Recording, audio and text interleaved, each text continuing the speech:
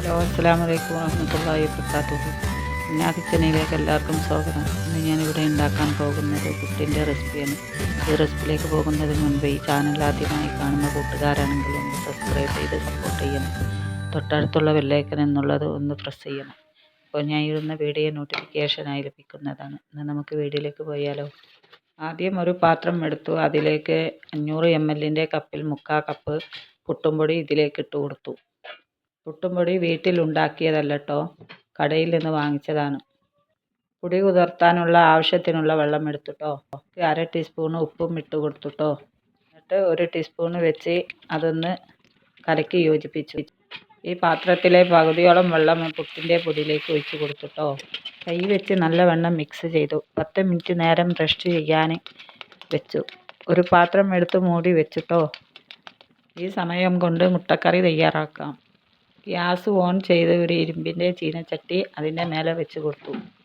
ചൂടായ ചട്ടിയിലേക്ക് കുറച്ച് ഓയിൽ ഒഴിച്ച് കൊടുത്തുട്ടോ. ഓയിൽ ചൂടായി വന്നപ്പോൾ അതിലേക്ക് കുറച്ച് കടുകിട്ട് കൊടുത്തു. കടുകൊന്ന് പൊട്ടിയതിന് ശേഷം അതിലേക്ക് ഒരു വറ്റൽ മുളകും കട്ട് ചെയ്ത് ഇട്ട് കൊടുത്തു. അത് റോസ്റ്റായപ്പോൾ അതിലേക്ക് കട്ട് ചെയ്ത് വെച്ച തക്കാളി ഇട്ട് കൊടുത്തുട്ടോ. ടീസ്പൂൺ കൊണ്ട് അത് നല്ലവണ്ണം ഇളക്കി യോജിപ്പിച്ചു. തക്കാളി മിക്സ് ആവാൻ വേണ്ടി 1/2 ടീസ്പൂൺ ഉപ്പും അതിലേക്ക് ആഡ് ചെയ്ത് കൊടുത്തു.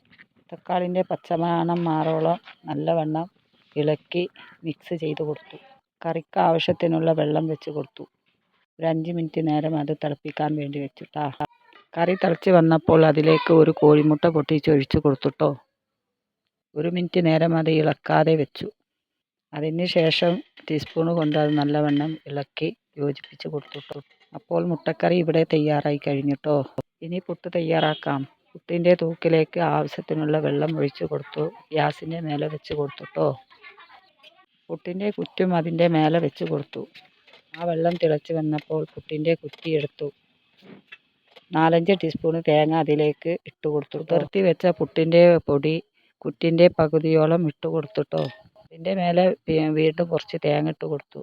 വീണ്ടും പുട്ടിൻ്റെ പൊടി ഇട്ട് കൊടുത്തു. അത് വേവിക്കാൻ വേണ്ടി പുട്ടിൻ്റെ തൂക്കിൻ്റെ മേലെ വെച്ച് കൊടുത്തു. എന്നിട്ട് മൂടി വെച്ചിട്ടോ.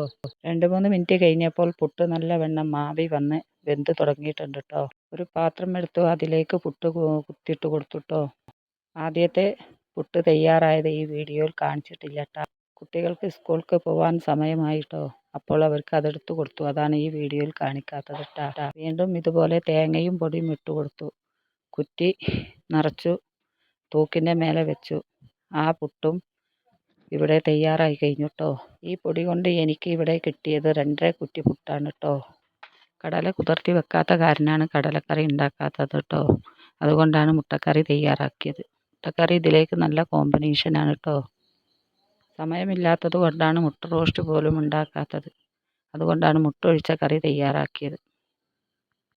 ഇനി ഞാൻ കഴിച്ച് വിവരം പറയട്ടാ. നല്ല സൂപ്പറാണ്, അടിപൊളിയാണ്. കഴിക്കാൻ നല്ല ടേസ്റ്റ് ഉണ്ടായിരുന്നു കേട്ടോ. പുട്ടും കടലക്കറിയും ഈ ചാനലിൽ മറ്റൊരു ദിവസം ഞാൻ അപ്ലോഡ് ചെയ്യട്ടാ. ഞാൻ രാവിലെ ചായ കഴിക്കാറില്ല, വെള്ളമാണ് കുടിക്കുന്നത് കേട്ടാ. മധുരം കൂടുതൽ കഴിക്കുന്നത് ശരീരത്തിന് നല്ലതല്ല കേട്ടാ. അതുകൊണ്ടാണ് ഞാൻ ചുടുവെള്ളം കുടിക്കുന്നത്. ഈ റെസിപ്പി നിങ്ങൾ ചെയ്ത് നോക്കി ഇതിൻ്റെ ഫീഡ്ബാക്ക് കമൻറ്റിലൂടെ എഴുതി അറിയിക്കാൻ മറക്കരുത് കേട്ടാ. നിങ്ങൾക്കെല്ലാം സുഖമാണ് എന്ന് കരുതുന്നു. അൽഹംദുലില്ലാഹ്, എനിക്കും എൻ്റെ കുട്ടികൾക്കും സുഖമാണ്. ഈ വീഡിയോ ഇവിടെ വൈൻഡപ്പ് ചെയ്യുകയാണ്. അസ്സലാമു അലൈക്കും.